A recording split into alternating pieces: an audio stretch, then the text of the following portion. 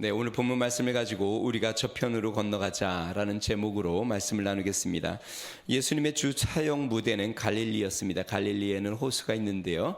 이를 갈릴리 호수, 또 다른 말로 갈릴리 바다라고도 하고요. 긴네렛 바다, 디베라 바다라고도 합니다. 예수님의 제자들에게는요, 4명의 어부의 출신들이 있습니다. 베드로, 안드레, 야고보, 요한이 있는데요. 이들은 갈릴리 바다에서 그물을 던지다가 예수님을 만났고, 예수님이 나를 따라오라 라고 말씀하실 때에 배와 그물을 버려두고, 부모를 버려두고 또한 예수님을 따랐습니다. 예수님의 소문이 널리 알려지자 갈릴리 바다에 많은 인파들이 몰려들기 시작을 했습니다. 그래서 예수님께서 그들에게 말씀을 전하시는 방법이 있는데, 그것은 무엇이었냐면 배를 대기시켜 놓는 것이었습니다. 그래서 배를 대기시켜 놨다가 많은 무리들이 몰려왔을 때 배에 올라가서 육지에서 잠깐 배를 띄어 거기에서 말씀을 전하셨습니다. 마가복음 3장 9절 10절은 이렇게 나옵니다. 예수께서 무리가 에워싸 미는 것을 피하기 위하여 작은 배를 대기하도록 제자들에게 명하셨으니, 이는 많은 사람을 고치셨으므로 병으로 고생하는 자들이 예수를 만지고자 하여 몰려왔음이더라. 예수님이 병자를 고치니까 많은 병자들을 데리고 왔는데, 그들이 올 때마다 어떻게든 예수님을 만져야겠다라는 그 열심, 아픈 자의 심령이 다 똑같죠. 예수님을 조금이라도 그 말씀을 듣는 정도가 아니라 예수님 앞에 나아가 한번 예수님 앞에 터치하고 싶은 그 마음. 보통 큰 교회 가면 목사님들이 설교 끝나고 나가면 나갈 때 악수를 하는데, 한번 그 목사님에게 이렇게 안수기도 아니면은 한번 터치해 주시길 바라서 어떻게든 한번 목사님에게 만져보려고 그렇게 하는 경우들도 있는데, 예수님은 얼마나 했겠습니까? 예수님을 좀 만져보려고, 예수님을 만져서 그 신적인 능력과 치료의 능력을 경험하려고 사람들이 몰려드는 일들이 자꾸 생기니까, 많은 무리가 한꺼번에 몰려들면 이 바닷가에서 위험한 일도 생기고 하니까 예수님께서 배를 대기시켜 놓았다가 배를 타고 물가에서 잠깐 띄어서 거기에서 말씀을 전하신 것이죠. 여러분, 근데 여기서 좀 흥미로운 점이 있습니다. 예수님의 제자들 중에 어부 출신이 있었다고 했습니다. 베드로, 안드레, 야고보, 요한.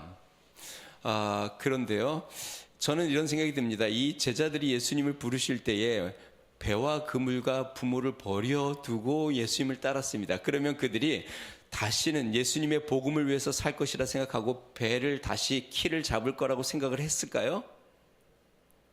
버려두고 떠났으니까 아마 다시는 이제 배를 이용을 해서 배를 노를 젓거나 배를 사용할 일은 전혀 없었을 거라고 생각을 합니다. 그런데 신기하죠. 예수님께서 그들을 부르신 다음에 배를 대기시켜 놓으라고 말씀하니까 그들이 배를 노를 저 배를 대기시켜 놓고, 그 다음에 예수님이 그 배에 올라 물가에서 잠깐 그 바닷가에서 잠깐 뛰자고 하니까 잠깐 뛰고, 그 다음에 오늘 본문 말씀에서는 건너편으로 가자 할 때에 그들이 배에 노를 저 또 건너편으로 갑니다. 다시 이야기하면 버리고 떠났는데 우리 주님께서 그거를 복음의 도구로 다시 사용하고 있다는 것입니다. 모든 제자가 그렇지는 않았습니다. 마태는 세리였는데요, 예수님이 세리 마태를 불렀을 때에 그 자리를 다 버리고 예수님을 전적으로 따랐습니다. 그렇다고 해서 예수님께서 그 세리의 역할을 통해서 복음의 도구로 사용했을까? 그러지는 않았습니다. 이 세리가 다시 세리의 자리로 돌아갔거나 그 세리의 자리를 통해서 복음을 전했거나 이 세리의 자리가 복음의 역할을 하지는 않았습니다. 여기에는 분명한 차이가 있습니다. 당시 세리의 일은 불의하고 불경건하다는 의식이 있었기 때문에, 또 그런 부분들도 있었기 때문에 다시 그의 직업을 통하여 복음을 전하는 통로로 사용하지는 않았습니다. 그런데 반면 어부인 제자들은 하나님께서 그들이 이전에 사용했던 그의 직업, 그들의 기술, 이거를 통하여 복음을 전하는 일에 사용을 합니다. 이 뒤편에 보면은요, 나중에 그들이 고기를 잡아 예수님에게 음식을 대접하는 장면들도 나오는 거 보면, 그들이 그물과 배를 버려들었는데 완전히 이 복음에 떨어진 게 아니라, 이것이 이제 그들의 생업의 도구가 아니라 복음의 도구로 변화된 것을 발견하게 됩니다. 그래서 예수님이 그들을 부를 때 뭐라고 이야기했냐면, 내가 너희로 사람을 먹는 어부가 되게 하리라 라고 하고 그들을 부르셨습니다. 여러분, 여기서 우리가 구별할 수 있어야 하는데요, 각오는 둘 다 똑같습니다. 마태나 어부들이나 모든 걸 버려두고 따르는 각오는 다 똑같습니다. 자, 그런데요, 어떤 것은 복음의 도구로 사용하시기도 하고 어떤 것은 복음의 도구로 전혀 상관없이 이제는 전혀 상관없는 삶, 복음의 삶으로 하나님이 이끄시기도 합니다. 가끔 사업을 하다가 하나님의 큰 은혜를 받고 주님의 부르심을 받아 목회자가 되는 분들을 봅니다.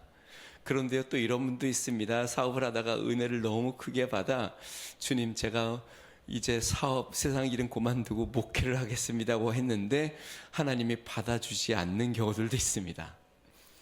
하나님이 그 사업을 복음의 도구로 사용하시는 경우들도 있습니다. 사람마다 하나님의 부르심이 각각 다릅니다.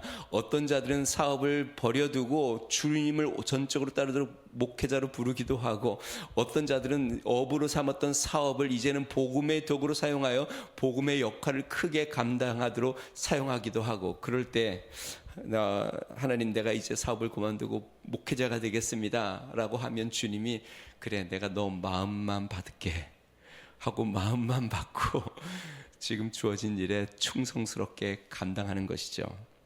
사랑하는 성도 여러분, 그러므로 우리는 하나님이 나를 어디에 부르셨는지를 명확히 알고 그 자리에 있어야 합니다.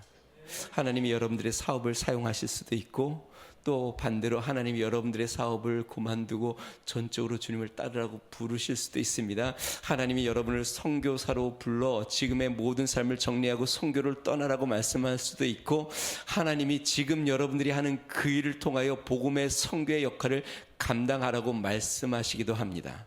그러므로 감정적으로나 아니면 감동, 마음으로만 하는 것이 아니라 감동이 왔을 때 하나님의 뜻을 분별해야 되겠죠. 하나님이 나에게 어떻게 인도하시나. 하나님이 때로 마음만 받으실 수도 있습니다. 이해가 되시죠? 네, 하나님이 마음만 받으실 수도 있습니다. 그 마음으로 있는 곳에서 충성해야 될 때도 있습니다. 그리고 많은 경우가 실제로 그렇습니다. 하나님이 목회자로 다 부르시는 것이 아닙니다. 특별히 하나님이 목회자나 선교사나 아니면 특별한 일로 사업과 모든 것을 다 버리고 다 부르시는 것이 아닙니다. 예수님 때에도 모든 사람을 다 불러 다 제자로 부르신 것이 아니고 12제자를 택하여 예수님과 동행했던 것처럼 대부분의 삶은 자신의 삶 가운데 복음의 역할을 감당했습니다. 사랑하는 성도 여러분, 여러분들이 있는 그곳에서 복음의 역사를 충만히 감당하는 믿음의 성도 되기를 주님으로 축원드립니다. 자, 오늘 본문 말씀은요, 갈릴리 바다에서 말씀을 전하신 후에 배를 타고 이동하시다가 일어난 사건에 대해서 보여주고 있습니다. 그날도 예수님은 바닷가에서 말씀을 전했는데요, 배에 올라서 사람들에게 말씀을 전했습니다. 우리가 보는 지금 이 마가복음 4장 1절에 보니까요, 이렇게 나옵니다. 예수께서 다시 바닷가에서 가르치시니 큰 무리가 모여들거늘 예수께서 바다에 떠 있는 배에 올라 앉으시고 온 무리는 바닷가 육지에 있더라.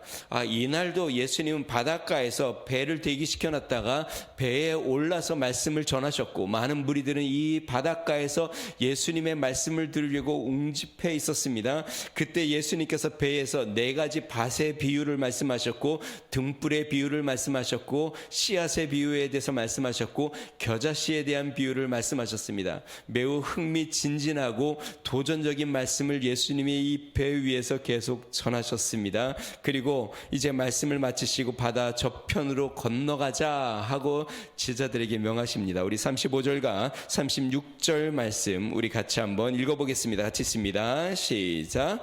그날 저물 때에 제자들에게 이르시되 우리가 저편으로 건너가자 하시니 그들이 무리를 떠나 예수를 배에 계신 그대로 모시고 가매 다른 배들도 함께 하더라.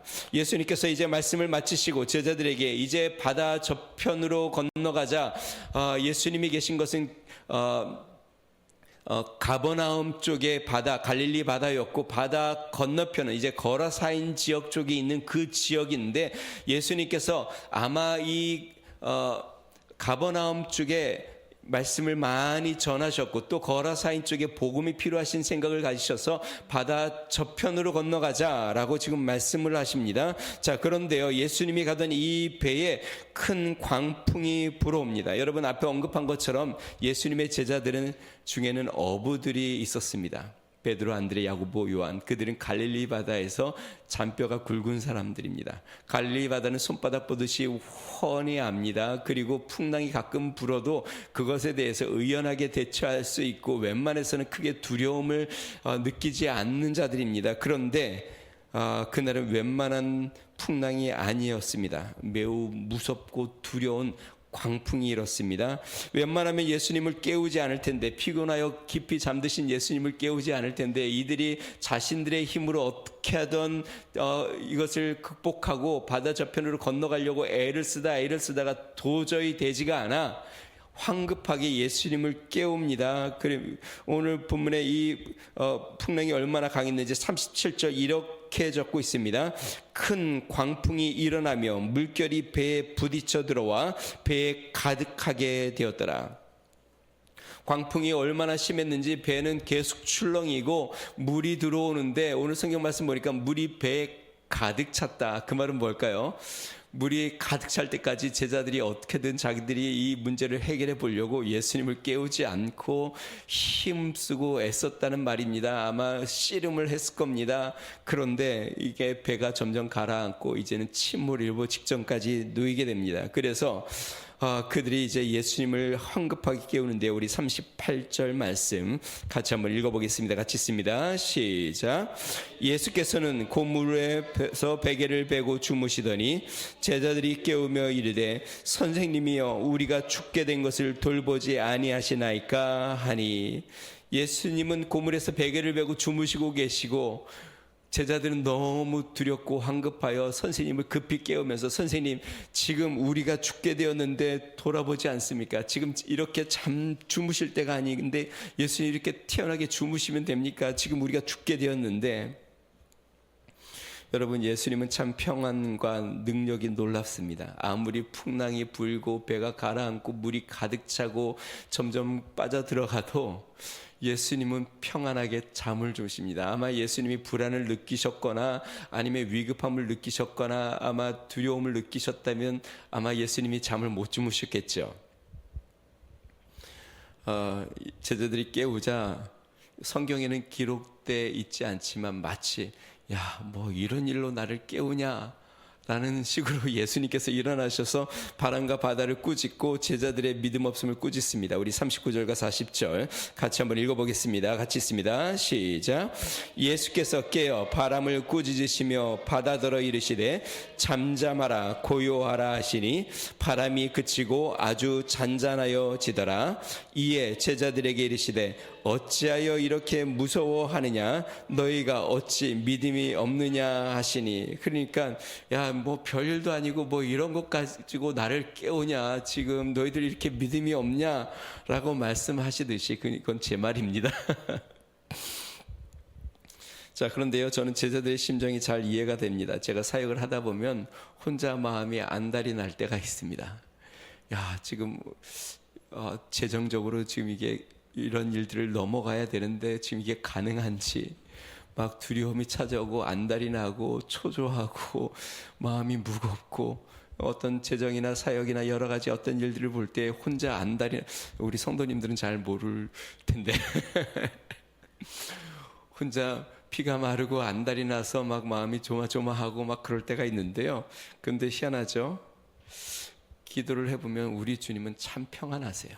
나는 죽겠는데 우리 주님은 전혀 놀라시지도 않고, 우리 주님은 전혀 걱정도 없으시고, 우리 주님은 고요한 바다처럼 평안하세요. 그래서 기도를 하고 나면 그 평안이 저의 마음에 임합니다. 막 출렁였던 내 마음이 그 주님의 평안이 임하기 시작하면 어느 순간 가라앉습니다. 내 마음에도 평안이 찾아옵니다. 문제는 변한 것이 하나도 없습니다. 상황은 똑같습니다. 그런데 기도하고 주님의 평안이 나에게 임할 때, 주님이 나와 함께 하시고 주님이 나를 돌보시고 지키심을 느낄 때 다시 내 마음에 평안이 찾아오고 잔잔해져 주님 앞에 찬양이 다시 한번 나오고 주님을 바라보며 감사하게 되는 것이죠. 여러분, 이 목회자만 그렇습니까? 우리의 삶도 다 마찬가지죠. 여러분의 삶의 가정의 문제, 또 사업의 문제, 여러 가지 건강의 문제, 마음이 막 출렁거리고 풍랑이 막 찾아올 때, 그때 주님도 두려워하실까요? 우리 주님은 마치 고물에 베개를 베고 주무시듯이 평안하십니다. 그리고 말씀하실 겁니다. 이렇게 믿음이 없느냐? 네, 우리 주님이 우리와 함께 하심을 믿으시기 바랍니다. 사랑하는 성도 여러분, 우리 삶 가운데 이렇게 큰 풍랑이 찾아오면 우리는 어떻게 해야 할까요? 오늘 말씀을 통하여 우리가 무엇을 기억해야 할까요? 우리가 두 가지를 살펴봅니다. 첫 번째는요, 어떤 것도 주님과 함께하는 복음의 역사를 막을 수 없는 것을 우리는 기억해야 합니다. 오늘 본문은요, 예수님이 제자들과 함께 복음에 얼마나 열심이셨는지를 보여줍니다. 성경은 참 재밌는데요. 우리 36절 다시 한번 볼까요? 36절에 이렇게 기록했습니다. 그들이 무리를 35절입니다. 죄송합니다. 그날 저물 때에 제자들에게 이르시되 우리가 저편으로 건너가자 하시니 36절 그들이 무리를 떠나 예수를 배에 계신 그대로 모시고 가매 다른 배들도 함께 하더니, 우리 마가복음 4장 1절에서 예수님께서 그날도 많은 무리들로 말미암아 배에 올라서 말씀을 전했다고 이야기했습니다. 그렇죠? 그리고 오늘 35절에 그날 저물 때라고 이야기했습니다. 그러니까 이제 말씀을 하루 종일 전하셨다는 겁니다. 아마 예수님이 바닷가에 나와서 말씀을 전하셨으면 언제쯤 나왔을까요? 아침에 나왔을까요? 한 점심때쯤 나왔을까요? 한 오후에쯤 나왔을 것 같아요. 여러분들 생각에. 예수님은 아마 새벽에 일찍 기도하시고 아침 일찍 바닷가에 나와서 아마 그때부터 말씀을 전하셨을 것 같아요. 그러니까 아침부터 배에 오르셔서 말씀을 전했는데 날이 저물었습니다. 이 복음을 얼마나 열심히 전했는지. 근데 36절 말씀 보니까요, 또 재밌는 구절이 나옵니다. 그들이 무리를 떠나 예수를 배에 계신 그대로 모시고 가매. 배에 오르셨는데, 아침에 배에 오르셨는데 날이 저물었는데 배에 오신 그대로 바다 건너편으로 지금 가자고 말씀하십니다. 우리 생각에 좀 내려서 차 한 잔이라도 마시고 그 무리들과 좀 이제 간담회도 좀 갖고, 그리고 무리들 중에 식사 대접한다는 사람 있으면 또 식사도 좀 하고, 또 집에 초대하는 사람 있으면 집에도 좀 방문을 하고, 또 병든 자들도 여러 사람들의 얘기도 좀 들어보고, 또 다음에 또 다시 오실 거니까 예사모도 좀 이렇게 결성도 하고. 우리 예사모는 예배를 사모하는 모임인데 지금 예사모는 예수님을 사랑하는 모임을 얘기합니다. 모임을 결성을 해서 다음 모임 때에 너가 다 연락해서, 사람들 연락해서 다 데리고 와, 이렇게 하실 수도 있을 텐데, 아마 예수님이 아침부터 배에 오르셔서 말씀을 전하여 저녁에 해가 저물 때까지 배에서 거의 안 내리신 것 같아요. 어쩌면 배에서 제자들이 가져온 음식들도 배에서 먹고 아마 그랬을지 몰라요. 아침부터 배에 올라서 해가 저물 때까지 배에서 계속 말씀을 전하시고 사역을 계속 하셨다가, 그리고 이제 해가 저물었는데 내리시는 게 아니라 뭐라고 했냐면 이제 건너편으로 가자. 여러분, 예수님이 피곤하셨을 것 같아요? 안 피곤하셨을 것 같아요? 그러니까 배 고물에서 베개를 자고 주무시죠. 예수님이 얼마나 말하는 게 얼마나 피곤해요. 하루 종일 그 많은 무리들 대상으로, 그리고 또 마이크가 있는 것도 아니라 그 많은 무리들이 들으려면 아마 소리도 좀 크게 내셨을 것 같아요. 그러니까 뭐 편한 자리도 아니고 그 배 위에서 하루 종일 해가 저물 때까지 말씀을 전하셨으니 녹초가 되셔서 이 바다 건너편으로 가는 그때에 이제 고물에서 베개를 베고 깊이 잠드신 것이죠. 자, 우리가 기억해야 할 것은요, 예수님과 제자들이 배를 타고 건너편으로 가는 이 일은요, 단순한 여행이 아닙니다. 그냥 바람을 좀 쐬거나 물놀이를 하거나 여가를 즐기기 위해서 가는 게 아닙니다. 지금 이 갈릴리 가버나움에서 복음을 전하고 건너편 거라사인 지역에 예수님이 복음을 위하여 할 일이 있으시기에 건너편으로 가자고 말씀하시는 겁니다. 예수님이 목적이 없이 제자들에게 무엇을 명하시는 일이 없습니다. 예수님은 분명한 하나님의 뜻, 복음의 역사를 위하여 제자들에게 명하시는 겁니다. 재밌는 장면은요, 이제 다음 주에 우리가 5장을 살펴볼 건데 5장 1절에 보면 이런 장면이 나옵니다. 1절과 2절에 보면요, 예수께서 바다 건너편 거라사인의 지방에 이르러 배에서 나오심에 곧 더러운 귀신 들린 사람이 무덤 사이에서 나와 예수를 만나니라. 그리고요, 6절에는 이렇게 이야기합니다. 그가 멀리서 예수를 보고 달려와 절하며. 거라산 지역에 딱 배가 도착하자마자 마치 약속이라 한 것처럼, 아니면 마치 기다린 것처럼 한 사람이 달려 나옵니다. 그 앞에 달려 나와 절을 하는데요, 이 사람은 어떤 사람이냐면 쇠사슬로도 묶여지지 않는, 사람들이 그를 억압하려고 제어를 해보려고 쇠사슬로도 묶었는데 쇠사슬도 다 부시면서 무덤 사이에 거하면서 사람들을 윽박지르는, 귀신 들렸는데 군대 귀신 들린 사람이 예수님을 향해 달려 나옵니다. 어떻게 됐을까요?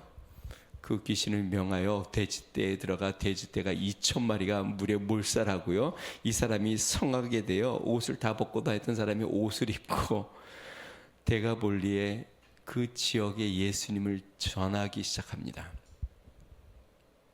여러분, 지금 예수님은요, 복음의 이 갈릴리 바닷가에서 복음을 전하시고, 이제 이 거라사인 지역에 복음을 전하고 데가볼리 지역에 복음을 전하시기 위하여 건너편으로 가자라고 말씀하신 것입니다.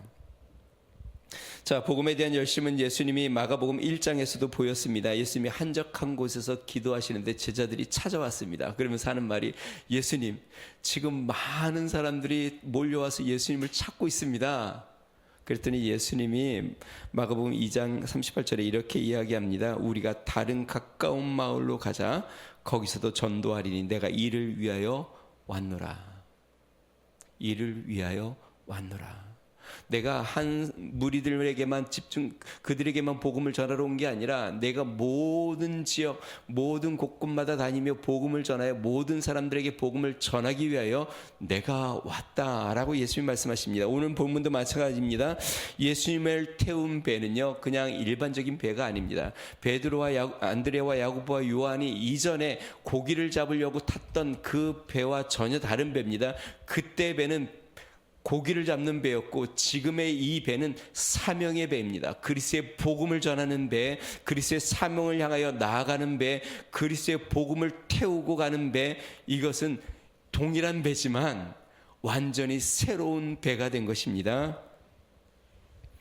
여러분, 풍랑이 이 배를 막을 수 있을까요? 어떠한 풍랑도 막을 수 없는 이 복음의 사명의 배, 주의 역사의 배, 주님 앞에 쓰임받고 주의 성령의 인도함을 받는 이 길은 그 어느 것도 막을 수 없는 것이죠. 예수님께서 풍랑과 바다를 꾸짖고 잔잔하라고 명하신 이유는 이것 때문입니다.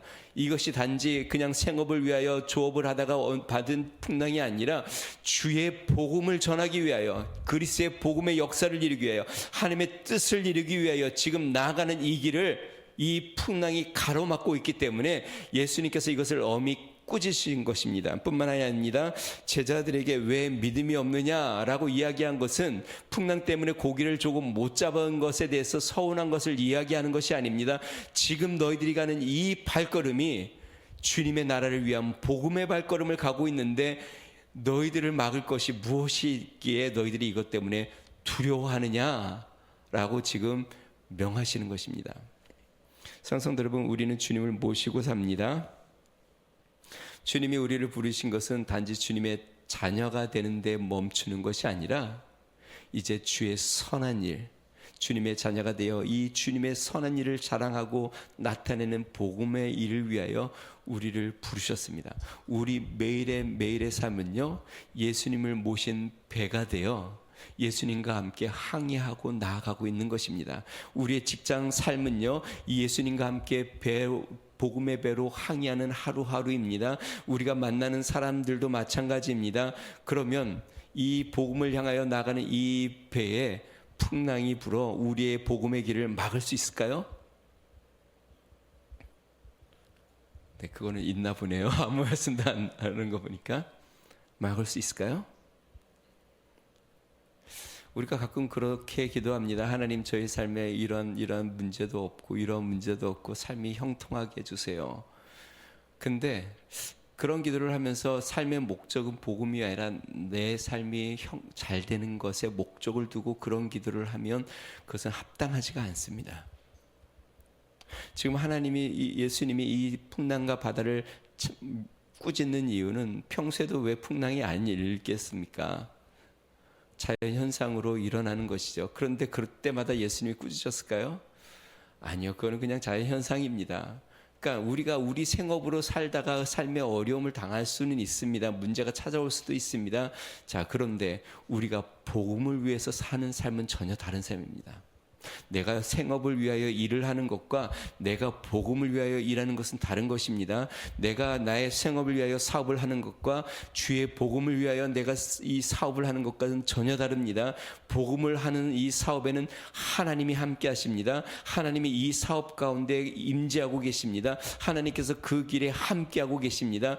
이것을 막는 것이 있다고 한다면 명해야 합니다. 예수 그리스도의 이름으로 명하고 꾸짖어야 합니다. 왜냐하면 그리스도의 복음의 사역을 그 어떤 것도 막을 수 없기 때문에 그렇습니다. 그런데 내가 좀 부자가 되고 잘 살기 위해서 내 사업에 하나님 주님 도와주세요. 그러한 기도는 그렇게 합당하지는 않습니다.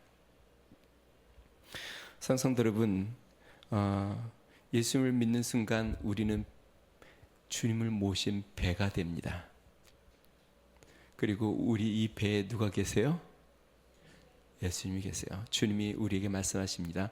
건너편으로 가자. 그 말은 무슨 말일까요? 복음의 삶으로 나아가자. 주의 복음을 위하여 이 일들을 행하자.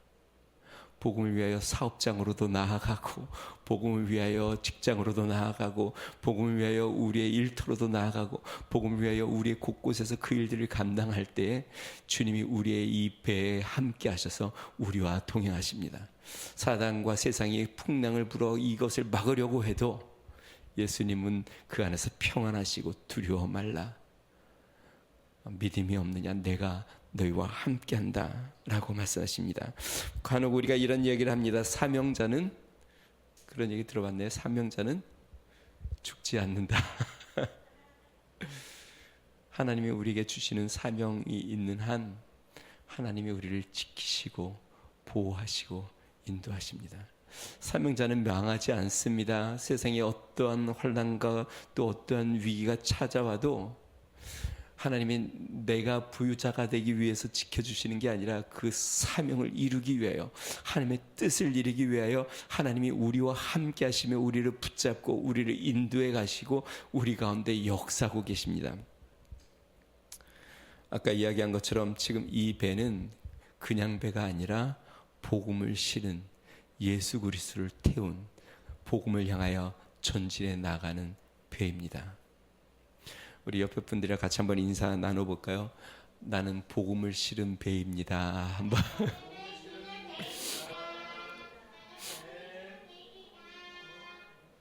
네. 우리의 모든 사업, 우리가 하는 직장의 삶, 우리의 가정, 우리의 모든 것이 복음을 실은 배가 되어 우리 주님을 향하여 이 건너편으로 가자는 이 말씀을 따라 항해하며 나아가 우리 주님으로 말미암아 이 복음을 막을 수 있는 것이 아무것도 없음을 믿고 전진해 나가는 은혜가 있기를 주님 축원드립니다.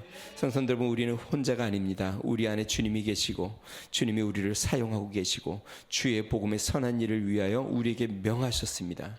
주의 것이 되었고 주의 복음의 일을 위하여 택하심을 받았고 주님이 돌보시고 주님이 보내시니 우리 주님이 우리와 함께 하심을 믿고 믿음으로 주님과 함께 전진해 나아가는 믿음의 성도들 되기를 주의 이름으로 축원드립니다.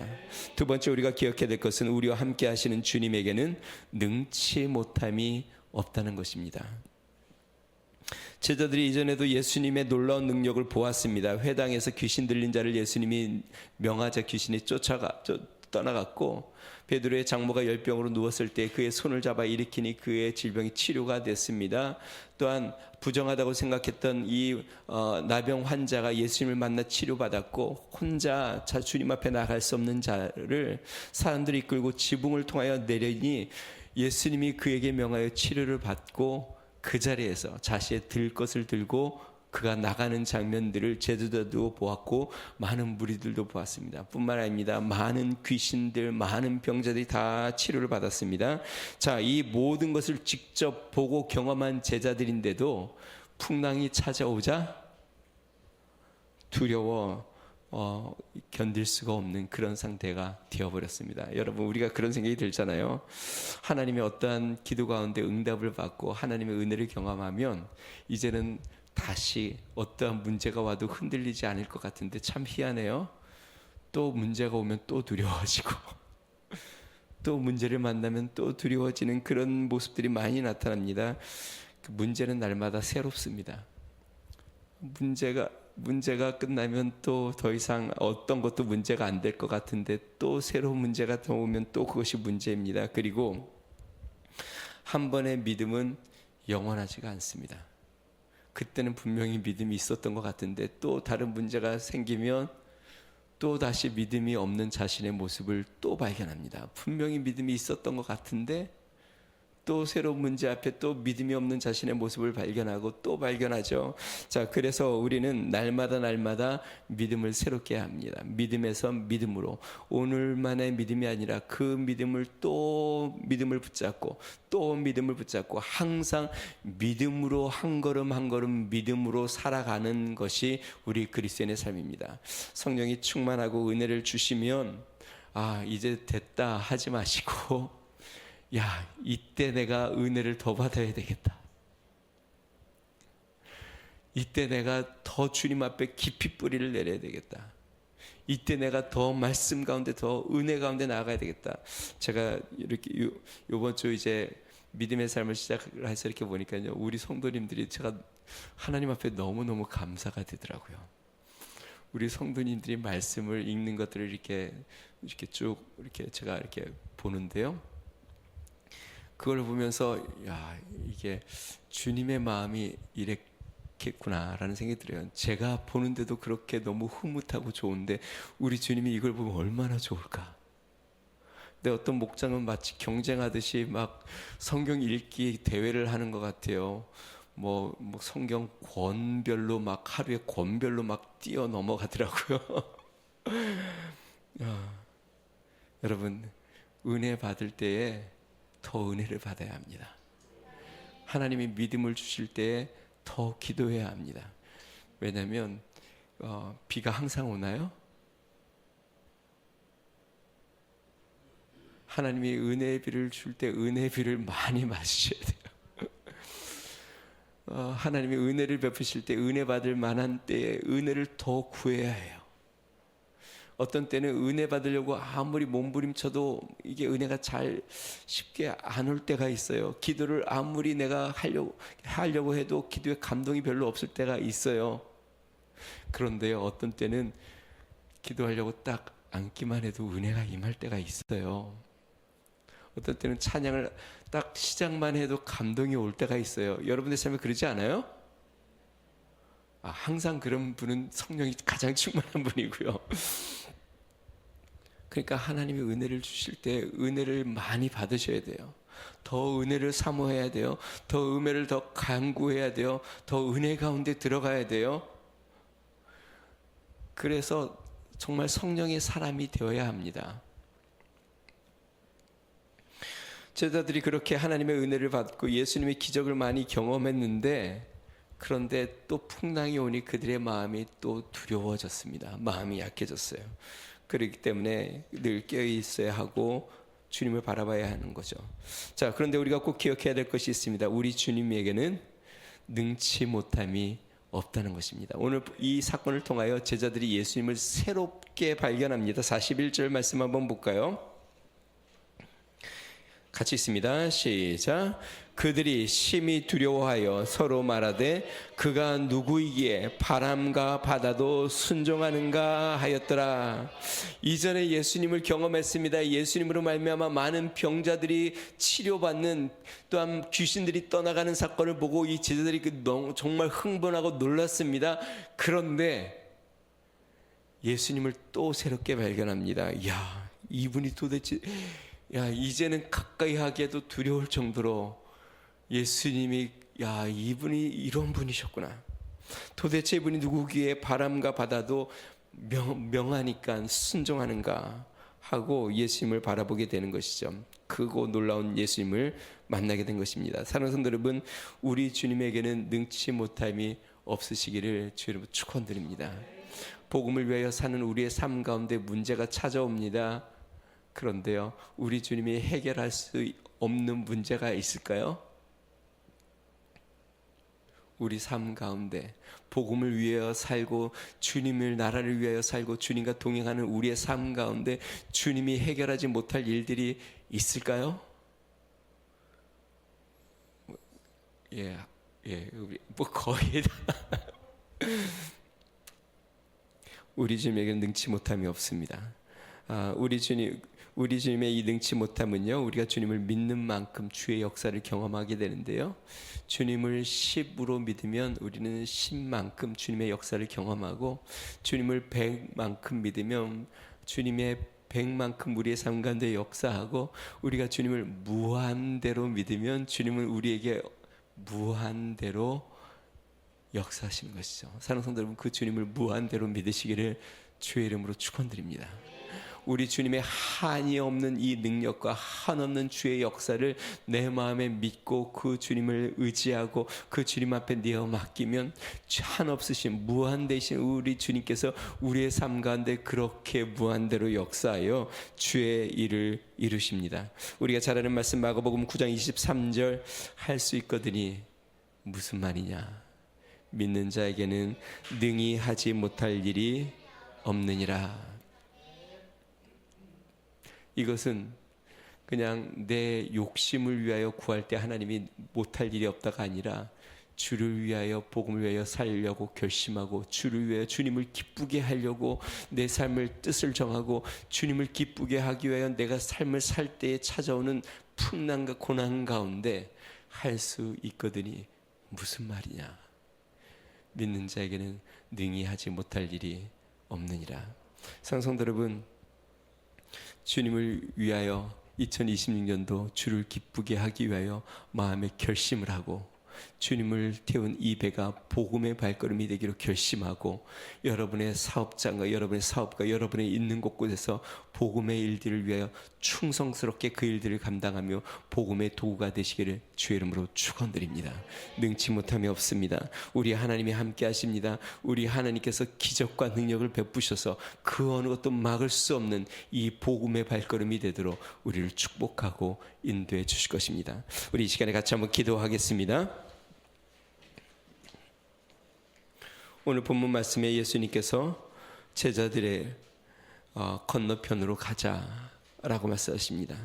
예수님의 목적은 이 복음을 땅끝까지 증거하는 주의 선한 일에 그 마음이 있고 그것에 거친 풍랑도 예수님에게는 아무 위협이 되지 않습니다. 그 어떤 것도 이 복음의 발걸음을 막을 수가 없습니다. 우리가 주님 앞에 우리의 삶을 드리며 주를 위하여 살기로 결심하는 순간 우리 주님은 우리를 책임져 주십니다. 우리의 모든 것을 지켜주십니다. 능치 못함이 없도록 우리 하나님이 이끌어 주십니다. 하나님, 나의 발걸음이 그런 발걸음 되게 해주십시오. 내 인생의 배가 주님을 태우고 복음을 향해 전진해 나아가는, 그래서 거친 풍랑도 뚫고 나아가는 이 복음의 발걸음이 되도록 주 성령으로 역사해달라고 우리 같이 한번 기도하겠습니다. 존귀하신 하나님 아버지 감사합니다. 하나님 아버지, 주님, 우리는 예수 그리스도를 태운 배입니다. 예수님께서 우리 배에 올라 복음의 복음의 말씀을 증거하시고 예수님께서 하나님 많은 사람들에게 이 배에서 진리의 말씀을 선포하시며 예수님께서 이 배를 타고 건너편으로 가 또 복음을 증거하시고 하나님 우리가 가는 곳곳마다 이 복음의 역사가 나타나고 주의 진리의 역사가 나타나고 주의 성령의 역사가 나타나는 것을 봅니다. 주님께서 우리와 함께하여 이 복음의 역사를 이루기에 하나님 아버지 거친 풍랑도 두렵지 않고 그 어떤 것도 하나님 이 발걸음을 막을 수 없음을 우리가 깨달아 능하신 하나님 아버지 우리가 이 주님 앞에 하나님 아름답게 드려지는 하나님 복음의 배가 되게 하여 주시옵소서. 하나님 복음의 영광을 드러내는 믿음의 삶이 되게 하여 주시옵소서. 하나님 우리의 사업이 우리의 직장이 하나님 아버지 우리가 만나는 사람들이 하나님 우리가 행하는 모든 일이 하나님 아버지 이 복음의 발걸음이 되어 우리 그리스도의 주의 영광을 드러내고 주의 역사를 나타내는 믿음의 삶이 되게 하여 주시옵소서. 예수님께서 우리와 함께하여 왜 믿음이 없느냐 말씀하신 것처럼 하나님 전능하신 우리 하나님에 대한 믿음을 붙잡고 하나님 아버지 주님과 동행하며 믿음으로 한 걸음 한 걸음 나아가는 거룩한 삶이 되도록 주여 은혜를 더하여 주시옵소서. 하나님 아버지 내가 너희와 함께하리라 말씀하신 것처럼 하나님 아버지 우리와 영원히 함께하시는 그 하나님 붙잡고 하나님 아버지 주님 앞에 가는 그날까지 하나님 우리가 주의 복음의 역사를 함께 이루며 주의 영광 가운데 드려지며 쓰임받는 믿음의 일꾼들 다 되도록 우리 하나님 은혜를 더하여 주시고 역사하여 주시며 축복하여 주시옵소서. 좋으신 하나님 아버지 감사합니다. 하나님 예수님이 우리를 부르시는 순간 우리는 주님의 배가 되었습니다. 주님이 우리 안에 오르셨고 우리 안에서 복음의 말씀을 선포하고 계시고 우리 입술을 통하여 복음을 전하고 계시고 우리를 가라 말씀하셔서 복음을 증거케 하시오니 능하신 하나님 예수님을 태운 이 복음의 배 멈추지 않게 하여 주시고 거센 풍랑이 와도 자초되지 아니하며 하나님 이 풍랑을 뚫고 또 복음의 길로 나아가 믿음으로 주님과 동행하는 거룩한 배 믿음의 삶 되도록 은혜를 더하여 주시옵소서. 이제는 우리 주 예수 그리스도의 은혜와 하나님 아버지 무한하신 사랑과 성령님의 감동 감화 내주 충만케 하신 은총이 예수님을 모시고 복음을 향하여 날마다 믿음으로 전진하기를 소망하는 믿음의 성도 가정과 교회와 나라와 민족 위에 이제로부터 영원토록 함께 하시기를 간절히 축원하옵나이다. 아멘.